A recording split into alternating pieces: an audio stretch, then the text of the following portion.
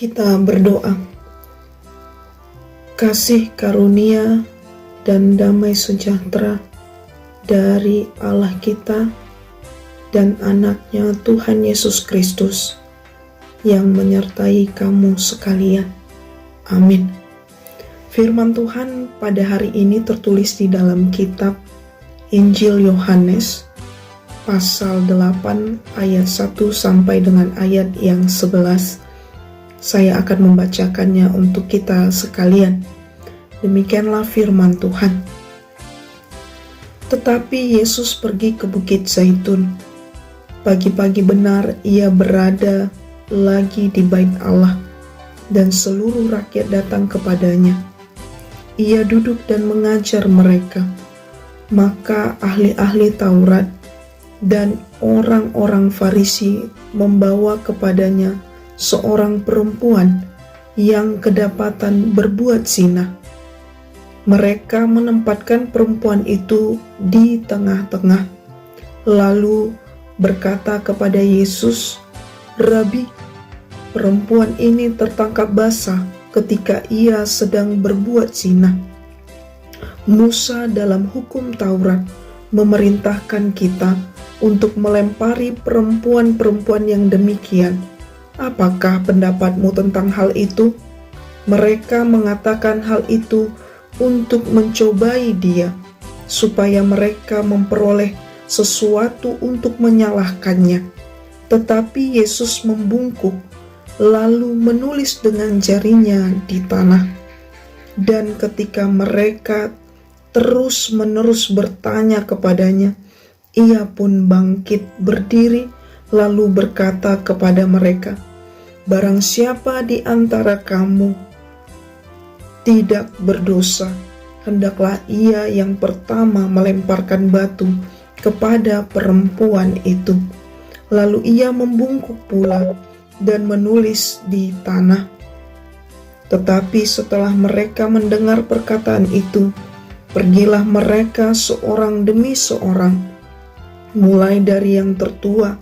Akhirnya tinggallah Yesus seorang diri dengan perempuan itu yang tetap di tempatnya.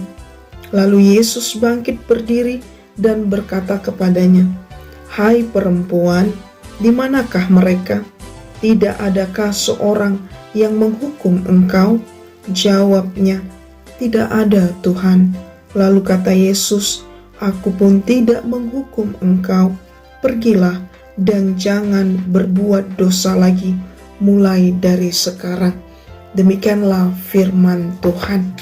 Saudara-saudari yang dikasihi dalam nama Tuhan kita Yesus Kristus, firman Tuhan pada hari ini menyampaikan tentang kisah Tuhan Yesus Kristus yang memberitakan firman Tuhan di bait Allah di kota Yerusalem, di mana orang Farisi ataupun ahli Taurat berusaha untuk menjatuhkan Yesus dengan mencari-cari kesalahannya. Yesus adalah seorang pengkhotbah yang setia. Ia duduk dan mengajar di bait Allah. Pengajarannya didengarkan dan selalu diikuti oleh orang-orang banyak. Hal ini membuat ahli-ahli Taurat dan orang-orang Farisi merasa bahwa dirinya ingin sekali mencari-cari kesalahan Tuhan Yesus, ingin sekali menghukum Tuhan Yesus supaya tidak ada raja atas segala raja dalam pemahaman mereka tentang firman Allah. Oleh karena itu mereka membawa seorang perempuan yang kedapatan berbuat zina, yang mungkin kedapatan pada saat perayaan Hari Raya Pondok Daun. Mereka berupaya mencari kesalahan Yesus pada saat itu di depan orang banyak, supaya Tuhan Yesus dengan segera dihukum dan diadili. Dalam pemahaman orang Yahudi, sebelum hukum Taurat Musa, hal itu merupakan kejahatan yang patut dihukum oleh hakim. Sesuai dengan hukum pada masa Musa pun, perempuan itu layaklah dilempari dengan batu atas kesalahan yang dilakukannya. Saudara-saudari, hal ini tentunya terlihat seolah-olah ahli Taurat dan orang-orang Farisi akan berhasil dengan persoalan yang mereka bawa ke hadapan Yesus.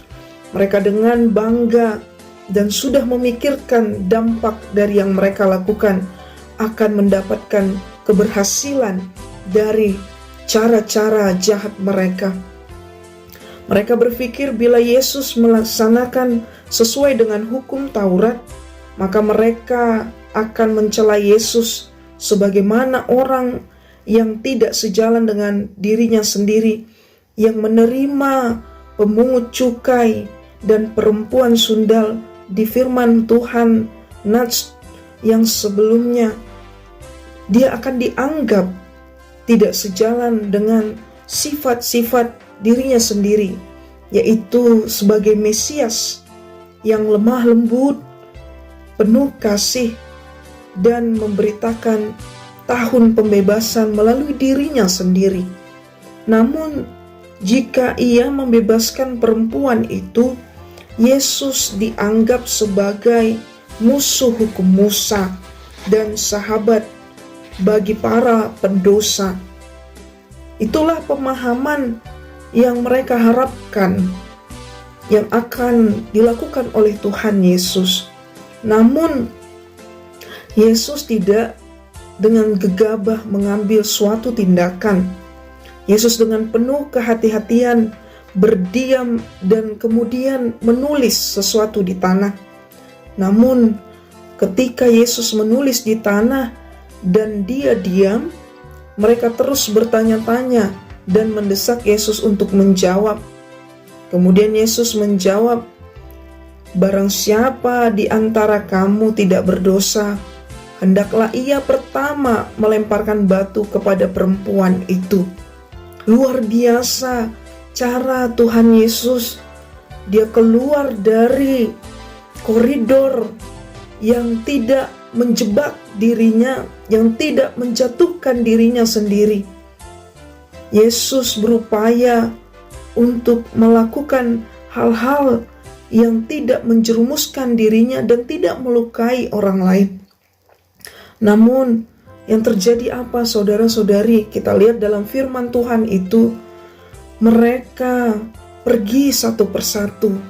Di ayat 9 dikatakan, mereka pergi mulai dari yang tertua, tanpa seorang pun ada di sekitar itu. Hanya Tuhan Yesus dan perempuan itu. Saudara-saudari yang dikasihi dalam nama Tuhan kita Yesus Kristus, ternyata pemahaman tentang think out of the box ternyata telah dilakukan oleh Tuhan Yesus sendiri. Ternyata firman Tuhan telah menyatakan sendiri bahwa kita harus keluar dari zona nyaman. Kita harus keluar dari persoalan hidup kita. Kita harus keluar dari kotak yang dapat mengurung diri kita sendiri. Ternyata Yesus telah mengajarkan kepada kita bagaimana kita mampu mengatasi persoalan itu. Yesus telah menunjukkan kepada kita supaya kita mampu menghadapi masalah dengan cara yang tidak biasa. Dengan cara yang tidak biasa. Dia tidak memakai hukum Musa, dia tidak memakai hukum Taurat, tetapi dia juga tidak melanggar hukum Taurat dan juga tidak melanggar hukum Musa. Namun Yesus Kristus tidak menghilangkan kedua-duanya itu, tapi dia mampu memecahkan persoalan yang dapat menjatuhkannya. Bahkan dia mampu menyelamatkan perempuan itu dari hukumannya. Kristus juga sedang mengajar kita untuk tidak gegabah mengambil suatu tindakan, mengambil suatu keputusan, mengambil suatu jalan keluar Ketika kita dalam persoalan, ketika kita dalam suatu masalah yang membuat kita merasa tidak mampu keluar dari persoalan, maka nats ini telah mengingatkan kita bahwa ketika kita akan mengambil suatu tindakan untuk keluar dari persoalan itu, maka kita telah diajak untuk tidak gegabah dan tergesa-gesa. Namun juga kita harus berpikir secara jernih. Kita harus berpikir dan bergumul bersama-sama dengan Yesus di dalam doa kita, di dalam iman kita, di dalam pengharapan kita. Saudara-saudari yang dikasihi dalam nama Tuhan Yesus Kristus, banyak di antara kita mengalami dampak dari persoalan yang terjadi pada saat ini, yaitu pandemik COVID-19 ini, atau virus corona yang dapat menyerang tubuh kita, bahkan dapat mengambil nyawa kita. Terutama kita para pemuda-pemudi, remaja, naposo, kita para pelajar, tidak lagi belajar seperti biasa di sekolah, di kampus, dan berkumpul, bahkan berdiskusi bersama dengan guru dan teman-teman kita.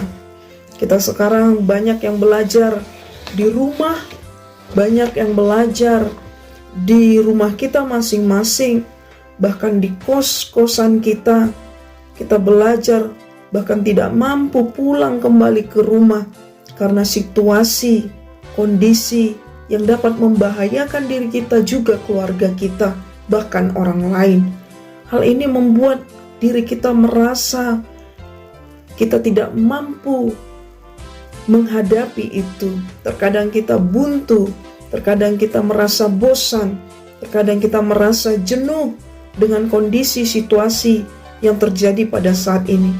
Bahkan banyak kita para pemuda-pemudi yang sudah melaksanakan aktivitas biasanya bekerja, banyak yang saat ini menghadapi persoalan di PHK, dipecat, bahkan diberhentikan, diliburkan, atau juga pekerjaan itu masih tetap kita laksanakan, namun kita di dalam diri kita masih terjadi kekhawatiran. Maka kita harus mampu keluar dari persoalan itu, menghadapi itu dengan pemahaman yang dilakukan oleh Tuhan Yesus.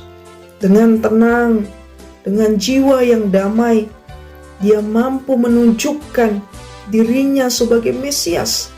Maka kita juga telah dinyatakan keselamatan yang diberikan oleh Tuhan Yesus Kristus telah memberikan kekuatan kepada kita, karena Tuhan telah memberikan suatu pemikiran yang maju kepada kita untuk berani keluar dari zona-zona yang dapat mungkin membahayakan kita, namun bisa kita atasi karena kita memiliki hati yang tulus untuk menunjukkan kreativitas kita.